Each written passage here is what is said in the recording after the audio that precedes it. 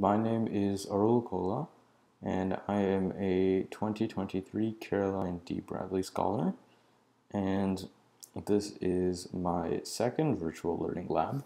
Last time I talked about probability, and so this time I wanted to cover a sort of more general topic, and something that's hopefully involving more like creative thinking and less notation. So today I'm here to talk about problem solving and unusual patterns. So these are sort of patterns that are not like the typical ones you see. And again, we'll get into all of this. But before we get on to the second part of this title, which is unusual patterns, I want to talk about the first part of this title, which is problem solving. So it seems that everyone's always talked about problem solving, right? Like problem solving is a skill that everyone's looking for. It's like one of those 21st century skills, but it's really hard to find a really good, accurate definition. So to remedy this, I have my own definitions. So here are some things that I've come across throughout my search of like what is a problem and what isn't a problem and how do you solve them.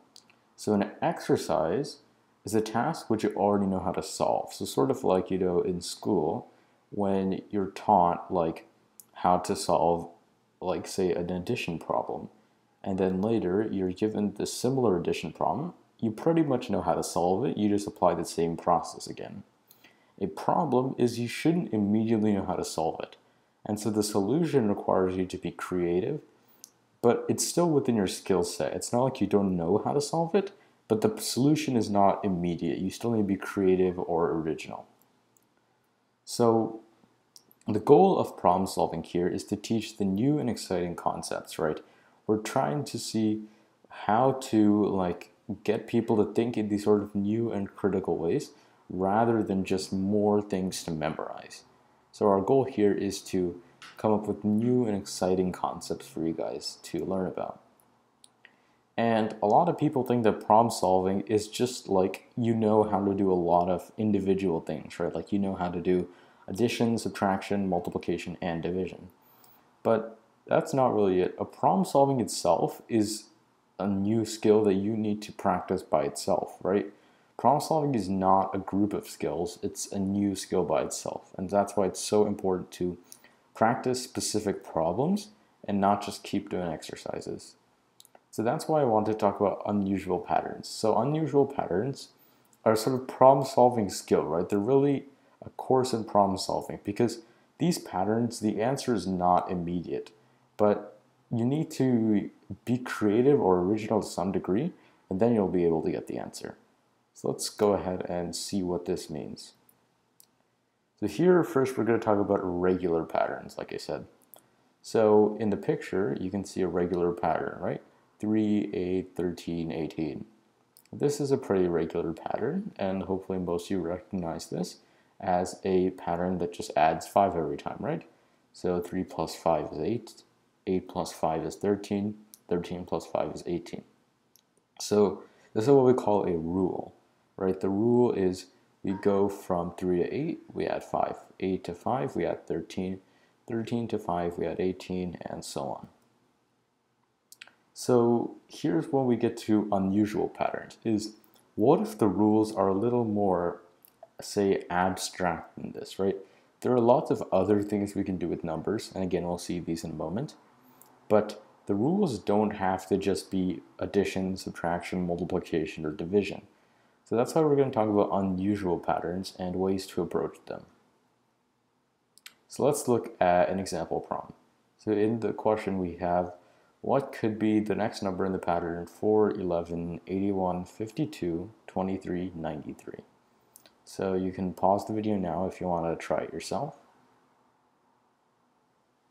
Alright, so hopefully you've given it a shot, and let's go through how to solve it. So let's take a look at how we can approach this problem, right? Well, first let's just make some observations. There is not a well-defined rule here. Like I said, there's no like plus, minus, times, or divide. You can see the numbers go up and down. Like you go from 4 to 11, which is a sort of small jump. Then you go from 11 to 81, which is a huge jump. and then you go from 81 to 52, which is a backwards jump. So there's not really a well-defined rule that's immediately obvious here. And there is a well-defined rule, but we will get into that later. So here's an idea that we can do. So the sequence starts with 4 and then 11. So this follows the rule plus 7, and this is something we do know how to do, right? We see 4 and 11. So what happens if we continue this pattern? So this is the key idea of problem solving, is instead of like just sitting there and not being able to attempt a problem, the best thing you can do is you can try and solve a simpler or related problem. In this case, we're trying to solve this related problem of what does this pattern look like, and then try to see, can we apply this key idea to this problem somehow? And note, this doesn't always have to be right. We don't know if we're going to get the exact answer on the first try. We're just testing stuff out because currently we have no idea what the pattern could be. So let's extend the pattern in the idea. So if we do this pattern, we get the sequence 4, 11, 18, 25, 32, 39. Now if you remember the original pattern, this should look oddly familiar, but if you can't see it, I will put them in a table. Do you see the correlation now? The top sequence is the original pattern I gave you. The bottom sequence is the pattern that starts with 4, 11, and you add 7 every time. So what are we doing? Well, we're just reversing the number, right? We have reversed the number that follows the rule plus 7. So we have 4, we reverse 4 to get 4, we reverse 11 to get 11, we reverse 18 to get 81, 25 to get 52, 32 to get 23, 39 to get 93. The next number in a regular pattern is 46. So the next number in a reverse pattern, well, that has to be 64. So this is just the sequence plus 7, but it's reversed. So the answer is going to be 64 here. So let's just debrief what we went through, because this might be a little sudden, right? You see this idea and it somehow works, but how do we know this is right? So we turned something we didn't know, which was a pattern with seemingly no pattern at all, into something we did know. And how in the world did we do that, right? Because this solution may seem completely out of left field if you didn't really get the pattern. And again, even when I first saw this pattern and I saw the solution, I didn't get the answer immediately. But how do we know to do the correct thing? The best answer to this is we don't know. We can just hope it works, and that's pretty much all you can do in problem solving. The key idea of problem solving is you need to sit there and just try stuff out.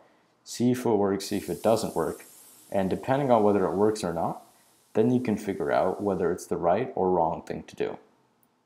So, and you can see in the key idea there, it's hard to do the right thing first, but you can't find it if you don't try wrong things at all. So keep trying, and pretty much the whole idea of problem solving is this idea of perseverance, right? You can't just sit there and try one thing, and if it doesn't work, you give up. Problem solving is not easy. That's why it's a skill that needs to be developed. And it's not immediate, and nobody really is born with it, right? It's a really tough thing to develop. I'm going to try a practice problem, so you guys can go ahead and pause the video now. Alright, so hopefully you had some time to try this practice problem, and now we will go through a similar process for this question. So again, we see that this sequence sort of starts out like a +3 sequence, right? 0, 3, 6, 9. This looks very similar to a +3 sequence. But it's not just the reverse. Let's put it in a table. This is the original sequence, 0, 3, 6, 9, 21, 42, 54. This is the new sequence, 0, 3, 6, 9, 12, 24, 45. So it's not the exact same thing because we're not just adding 3 every time. But where can we find this +3? Because we think there's a +3 somewhere, but where in sort of this right half of the grid is this +3? Well, look at this colored table. We can see that the pink matches up. This is +3 to get here. 3 plus 3 is 6, 6 plus 3 is 9, 9 plus 3 is 12, 21 plus 3 is 24, and 42 plus 3 is 45. So you can sort of see that this plus 3 idea comes sort of in these diagonals. This may not be immediately obvious, but you can sort of see through it long enough looking, right? This 21 and 24 are pretty close, and this 42 and 45 are pretty close. So what does this mean for the pattern? Well, let's take a look. The pattern is that we add 3 and then reverse the number. For example, if we're at 9, we add 3 to get to 12, and reverse it to get 21. If we're at 21, we add 3 to get 24, and reverse it to get 42. If we're at 42, we add 3 to get 45, and reverse it to 54. So if we're at 54, we add 3 to get 57, and reverse it to get 75.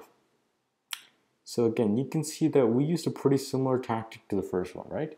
We just tried stuff and see whether it worked or not. Key ideas just to recap. First, we're going to try and solve a simpler problem, but that's still related. This is especially important when you don't know what to do. Because again, like I've said, problem solving is all about persevering through these tough problems. And this brings us to our next point. Try lots of things, even if they seem silly, because again, you just don't know what type of idea would lead you to the solution. That's the whole point of a problem. So just trying lots of things, even if they seem silly or out of left field, just do it. It's not going to hurt you if you try and you get it wrong, right? Just trying is all that's important here. And try lots of things, again, even if they just seem silly. Just try and see if they work.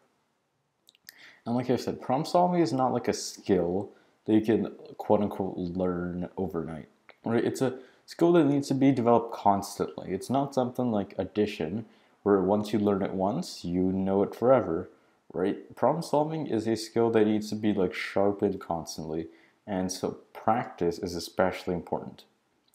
Now, as one final practice problem for you guys, here is a wrap up sort of. So if you can try and figure out what is the next picture in this sequence, this unusual sequence, I'd love to know your answers in the comments. Again, this is one of my favorite unusual patterns problems, but I think the solution is pretty natural once you see it. So with that out of the way, I'd just like to thank you all for joining me. If you want even more problem solving practice resources, you can play my game. I make lots of problem solving related games. The most recent one is currently called Blocks, and you can see it at the link there, blocks-ak.web.app. And other than that, thank you for watching, and I will see you all later. Again, thank you so much, and bye for now.